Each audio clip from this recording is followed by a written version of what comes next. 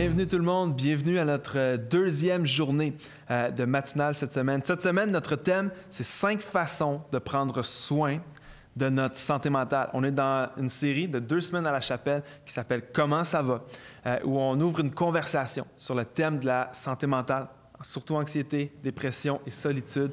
Puis toute la semaine, on regarde à 5 façons de prendre soin de notre santé mentale. Hier, on a vu ensemble la première façon qui était de trouver un équilibre dans nos vies et le repos, d'avoir du temps pour se reposer. Plus on est reposé, moins on va être stressé, moins on risque d'être anxieux. Et c'est une façon pour nous de montrer à Dieu qu'on lui fait confiance. Alors aujourd'hui, notre thème, c'est de développer des relations authentiques. La deuxième manière de prendre soin de notre santé mentale, c'est de développer des relations authentiques dans nos vies. C'est de ne pas être seul, d'avoir des gens dans nos vies. Les experts affirment qu'il y a des relations saines dans nos vies, que ce soit avec la famille, que ce soit avec des amis, que ce soit dans une communauté comme par exemple l'Église. D'avoir des relations saines autour de nous sont cruciales pour protéger et prendre soin de notre santé mentale. Puis je parle de relations saines et authentiques parce qu'il y a des relations dans nos vies qui, au contraire, vont être toxiques et vont être des influences négatives pour notre santé mentale. Mais d'avoir des relations, que ce soit amicales ou avec des gens de notre famille, des amis ou des membres de nos familles, qui sont des relations authentiques et saines, ça va protéger puis prendre soin de notre santé mentale. On a été créés pour être en relation avec les autres. Et un des plus grands dangers pour notre santé mentale, c'est d'être isolé, c'est la solitude, c'est de souffrir en silence. Et lorsque ça va moins bien, lorsqu'il y a des défis dans nos vies et on est seul, ça, les experts vont dire que ça, c'est un terrain fertile pour le stress, l'anxiété et la dépression. Alors, d'apprendre à développer des relations authentiques, ça va mettre comme un garde-fou autour de notre santé mentale pour la protéger. Et il y a un texte dans la Bible qui dit ceci, dans Proverbes 13, verset 20. « Celui qui marche en compagnie des sages devient sage, et celui qui fréquente des hommes stupides se retrouvera en mauvaise posture. » Notre vie et notre santé mentale est influencée positivement ou négativement par nos relations. Comme le Proverbe vient de le dire, si tu marches avec des gens sages, tu vas devenir sage, mais si tu marches avec des gens stupides, tu vas devenir... La version polie dans Proverbe, c'est « en mauvaise posture ». Tout ça pour dire qu'on est influencé par nos relations. Mais les relations authentiques et saines vont être là pour nous encourager, nous écouter, nous aider concrètement. Des gens dans nos vies qui sont là pour nous aider, puis offrir souvent une autre perspective. Lorsqu'on traverse des saisons qui sont parfois plus dures, ou qu'on est dans le découragement, bien, souvent on a une perspective qui est la nôtre. D'avoir des amis autour de nous, d'avoir des gens qui sont là pour notre bien et qui nous aiment, vont souvent offrir une autre perspective sur notre problème qui va nous aider à mieux avancer. Puis la Bible va le dire de cette manière, si tu as ta Bible dans Ecclésiaste chapitre 4, regarde bien ce texte-là, comment il parle des relations saines, puis qu'est-ce que ça peut faire de bien pour nous dans nos vies. Ecclésiaste chapitre 4, versets 9 à 12. « Mieux vaut être à 2 que tout seul. On tire alors un bon profit de son travail, et si l'un tombe, l'autre le relève. Mais malheur à celui qui est seul et qui vient à tomber sans avoir personne pour l'aider à se relever. » Verset 11. « De même, si 2 personnes dorment ensemble, elles se tiennent chaud. Mais comment celui qui est seul se réchauffera-t-il? Un homme seul est facilement maîtrisé par un adversaire. Mais à 2, ils pourront tenir tête à celui-ci. Une corde à triple brin n'est pas vite rompue. » Ce que ce texte-là est en train de dire, c'est que lorsque tu es seul et que tu tombes, c'est dur de te relever tout seul. Mais lorsqu'on est à 2, lorsqu'il y a quelqu'un avec nous, lorsqu'il y a un ami qui est là, lorsqu'il y a une relation saine qui est avec nous, il peut nous aider à nous relever. Et un jour ou l'autre, chacun de nous, on va avoir besoin de quelqu'un pour nous écouter, pour nous aider, pour nous conseiller, pour nous aider à nous relever. Et développer des relations authentiques, c'est risqué. Parce que si c'était facile, tout le monde le ferait. La réalité, c'est que ce n'est pas tout le monde qui le fait. Parce qu'il y a un risque à ça.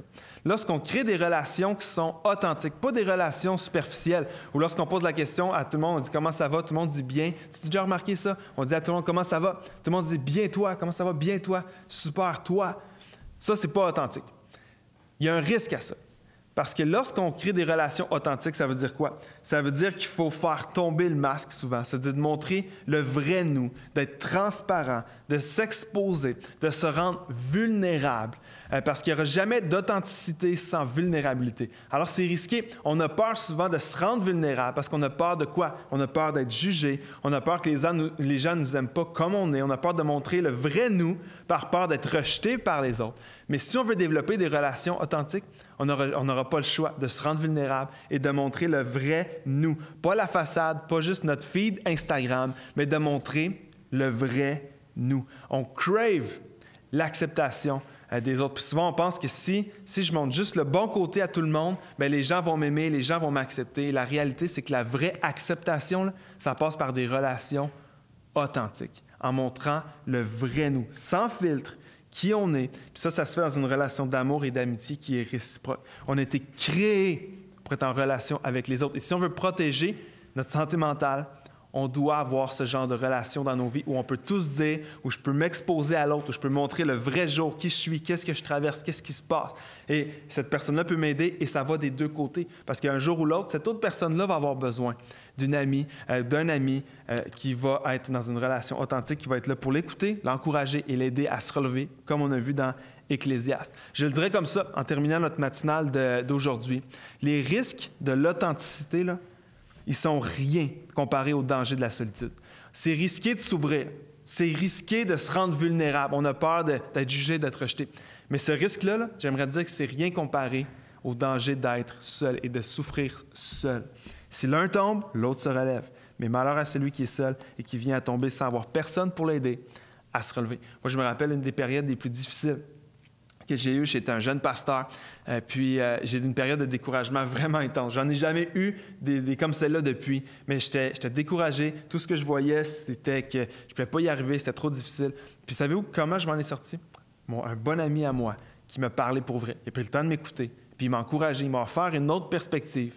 Puis je vous dirais qu'aujourd'hui, avec le recul, cet ami-là a joué un rôle clé pour m'empêcher de continuer à sombrer dans le découragement, mais m'aider tranquillement à sortir. Puis ça ne s'est pas fait du jour au lendemain, mais d'avoir cet ami-là qui pouvait m'écouter, qui m'a encouragé, qui m'a offert une autre perspective, puis qui ne m'a pas lâché, ça a contribué à non seulement me sortir de ça, mais à prendre soin de ma santé mentale et à ne pas tomber dans peut-être une dépression, peut-être des choses qui auraient été plus graves, mais parce que j'avais un ami qui était avec moi. Alors moi, je t'invite, reste pas seul. S'il y a quelque chose il y a une saison en ce moment qui est difficile, tu vis du stress, il y a de l'anxiété, tu te sens seul peut-être, tu luttes avec des pensées de dépression, trouve un ami. Il y a des gens autour de toi qui sont là pour t'aimer, pour t'écouter, pour t'encourager. Puis c'est une des meilleures façons de pouvoir protéger notre santé mentale. Puis si en ce moment, il n'y a rien pour toi qui ne va pas, bien, prends soin de ces relations-là. Parce qu'un jour ou l'autre, ces relations-là vont être bonnes pour toi et vont pouvoir t'aider si tu traverses une saison difficile. Alors, je prie pour nous, avant de poursuivre notre journée, que Dieu nous aide à bâtir des relations, pas superficielles, mais des relations qui vont être authentiques avec les gens autour de nous. Seigneur, merci pour ton Église, premièrement, Seigneur, qui est une famille. Merci parce que c'est un endroit où on peut bâtir des relations authentiques. Et Seigneur, donne-nous le courage à chacun de nous de bâtir des relations qui vont être vraies, qui vont être authentiques, puis pas superficielles. Parfois, c'est difficile pour nous de s'ouvrir, on a peur d'être jugé, on a peur d'être rejeté, puis peut-être que quelqu'un écoute ce matin, puis ça, c'est une de ses craintes. Je te prie, Seigneur, que tu nous diriges vers des bonnes personnes pour avoir des bonnes relations, une relation qui va être réciproque d'amour, de respect, d'amitié, mais dans un endroit où on peut être le vrai nous, où on peut exposer ce qui va bien, mais aussi ce qui va moins bien. Puis, Seigneur, tu as décidé dans tout ton plan de créer ces relations-là, comme dans Ecclésiaste, où lorsqu'il y en a un tombe, bien, l'autre va être là pour le relever. Puis des fois, c'est nous qui va être d'un côté où est-ce qu'on tombe, et l'autre va nous relever. Des fois, ça va être un ami qui va tomber, ça va être nous qui va l'aider à se relever. Mais je te prie pour chacun de nous qu'on puisse bâtir des relations authentiques. Dans le nom de Jésus. Amen. Je te souhaite une bonne journée. On se retrouve demain pour une autre manière de prendre soin de notre santé mentale.